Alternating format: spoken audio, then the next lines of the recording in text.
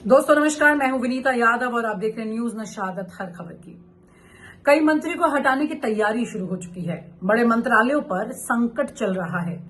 Gujarati lobby का attack क्या वाकई में अब तमाम उन मंत्रियों पर भी होने वाला है जिन पर उनकी पुरानी नजर थी? क्या ऐसा कुछ होगा? मार्च में ये तमाम हलचल सामने आ सकती हैं। इसकी चर्चा बहुत जोरदार तरीके से चल रही है। चर्चाएं चल रही हैं कि कई ऐसे लोग हैं जो पहले से दिल्ली में मौजूद हैं जिनको मंत्रालयों में शिफ्ट किया जा सकता है। कुछ ऐसे लोग हैं जो कि मंत्रियों के तौर पे अचानक से एंट्री कर सकते हैं। कुछ ऐसे लोग हैं जो पहले से मंत्री पद पे थे लेकिन अब उनकी रुखसती का वक्त भी आ सकता है। मंत्रालयों की पावर कट भी हो रही है। कई मंत्रालय ऐसे हैं जहां पर जो पावर थी उनकी कि कितने बड़े लेवल पर वो बड़ा मतलब जिसे कहते हैं ना, उनको जो बजट में एक बड़ा खर्चा मिलता था वो इस्तेमाल जो करते थे, पूरे सिस्टम में वो पैसा फिर जाता था और काम होता था और उसके रिजल्ट आते थे नहीं आते थे, जिस तरह से भी चलता था।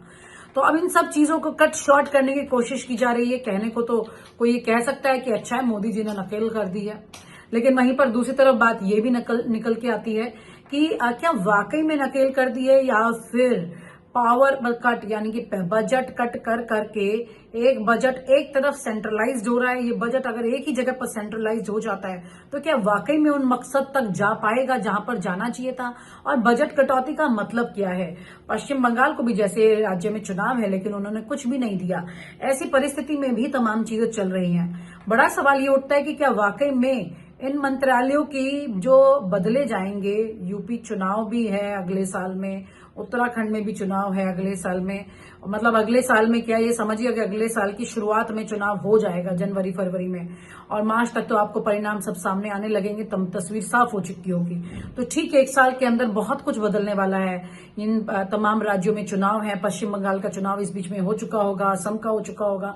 ये तमाम परिस्थितियां सामने हैं। ऐसे में मंत्रालयों के बदलाव किस तरह से, क्या मोदी जी अपनी नई सेना तैयार करने की कोशिश कर रहे हैं?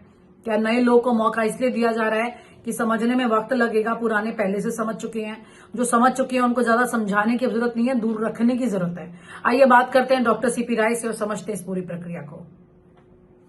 बाकी मंत्रियों की कोई हैसियत ही दिखाई नहीं पड़ती। थोड़ी बहुत हैसियत जो दिखाई पड़ती है वो क्यों नितिन गडकरी की दिखाई पड़ती है, जो अपना काम अपने मंत्रालय को चलाते हुए दिखलाई पड़ते हैं। बाकी मंत्रियों को तो ऐसा लगता भी नहीं कि अपना मंत्रालय चला रहे हैं। अभी इसी सरकार में तमाम चीजों में कटौती कर दी गई।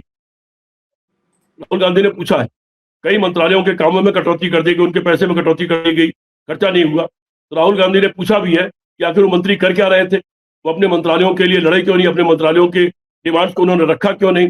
तो इस तरह से सरकार चल रही है और ये सरकार भगवान भरोसे चल रही है। दो चीजें हो रही हैं, वहां भी हो रही, उत्तर प्रदेश में भी देख रहा हूं मैं कि पहले तो बजट की जो जन सुविधाओं की चीजें हैं, विकास की चीजें हैं, तो उसके बजट में कटौती हो रही है। दूसरे देखने को मिल रहा है कि जो बजट पास भी होता है वहां तो पता लगता है कि जनवरी फरवरी आखिरी तक उस बजट का आधा भी खर्च नहीं हुआ होता है और फाइनली 25-30% बाद में सरेंडर हो जाता है। वो सारा फिर बजट प्रधानमंत्री जी के जो देख रहे हैं अरबों रुपए में उनका जो प्रचार तंत्र है, जो प्रचार में अरबों रुपया खर्च होता है, वो सारा बजट फिर वहां पर डाइवर्ट हो जाता है। बस यही इनका तरीका चल रहा है सरकार चलाने का। और बाद में फिर क्या होगा कि लाडली बहना टाइप की कोई योजना ले आएंगे वो। अभी भी आपने देखा प्रधानमंत्री ने नए कार्यालय में जब अपना उद्घाटन किया और जो पहला साइन किया तो उन्होंने कहा कि 8 करोड़ महिलाओं को लाडली बहना योजना में ले आएंगे। ये सारा कर्जा जो 4 गुना ज्यादा हो गया, ये कहाँ गया है? और ये सवाल जनता भी जानना चाहती है और मैं भी जानना चाहता हूँ। जी विनीता, ये सरकार इसी तरह चल रही है प्रचार के बूते पर। और जो नोएडा का मीडिया है, जो पूरी तरह से बिक चुका है, जो इसको टेप्स्टीन को भी बचाने की कोशिश कर रहा है, वो बेशर्मी के साथ उसकी हालत यह है कि आपने देखा होगा कि न जाने कितने टीवी चैनल हैं जिन्होंने अपने लाइसेंस सरेंडर कर दिए हैं बहुत बड़े पैमाने पर। टीवी चैनल बंद होने की कगार पर चले गए, उनके देखने वालों की संख्या गिरती जा रही है। उससे कहीं ज्यादा लोग, आप लोगों के जो चैनल है, यूट्यूब चैनल है, इसके देखने वालों की संख्या कहीं बहुत ज्यादा है और बहुत बड़े बड़े नामी चैनलों को देखने वालों की संख्या उसके मुकाबले बहुत कम होती जा रही है।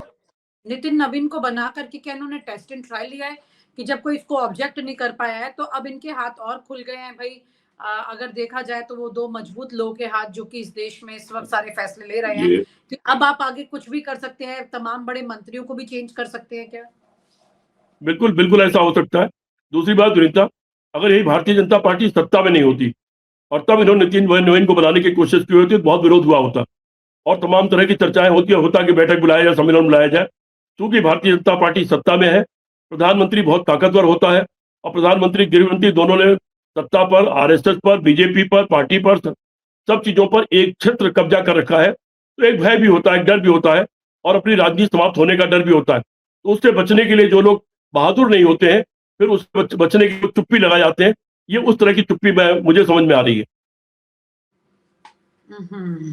तो सर, अगर ये इस तरह की परिस्थिति होती तो क्या ऐसी सिचुएशन में ये कहा जाए कि अब चीजें जो हैं वो सिर्फ एक ही इंजन से चल रही हैं, बाकी कोई मंत्रालय, कोई मुख्यमंत्री, कोई संगठन, कोई कुछ नहीं बचा है सिचुएशन में? कोई मोहन भागवत के बोलने का वजूद नहीं बचा है क्या इसमें? दिखाई तो यही पड़ रहा है। मोहन भागवत का कोई असर नहीं दिखाई पड़ रहा। उन्होंने पहले बयान दिया कि 75 साल पे अब रिटायर हो जाना चाहिए। 4 दिन बाद ही उनको बयान देना पड़ा कि नहीं, ऐसी कोई बात नहीं है, जब तक काम करने की स्थिति हो तब तक काम करना चाहिए। आए दिन तमाम बयान वो देते हैं, उसके बाद उन बयानों से पलटते हुए दिखलाई पड़ते हैं। राजनाथ सिंह वगैरह आप देख रहे हैं, चुप्पी साधे रहते हैं। अपने ही मंत्रालय के सवाल पर वो चुप्पी साधे रहे और जब तक प्रधानमंत्री ने जवाब नहीं दिया कि जो उचित समझे करें, तब तक उन्होंने भी कुछ नहीं कहा नीचे किसी आदमी से। बाकी मंत्रियों की कोई हैसियत ही दिखाई नहीं पड़ती। थोड़ी बहुत हैसियत जो दिखाई पड़ती है वो क्यों नितिन गडकरी की दिखाई पड़ती है, जो अपना काम अपने मंत्रालय को चलाते हुए दिखलाई पड़ते हैं। बाकी मंत्रियों को तो ऐसा लगता भी नहीं कि अपना मंत्रालय चला रहे हैं। अभी इसी सरकार में तमाम चीजों में कटौती कर दी गई। राहुल गांधी ने पूछा है, कई मंत्रालयों के कामों में कटौती कर दी गई, उनके पैसे में कटौती कर दी गई, खर्चा नहीं हुआ। तो राहुल गांधी ने पूछा भी है कि आखिर वो मंत्री कर क्या रहे थे, वो अपने मंत्रालयों के लिए लड़े क्यों नहीं, अपने मंत्रालयों के डिमांड्स को उन्होंने रखा क्यों नहीं। तो इस तरह से सरकार चल रही है और ये सरकार भगवान भरोसे चल रही है।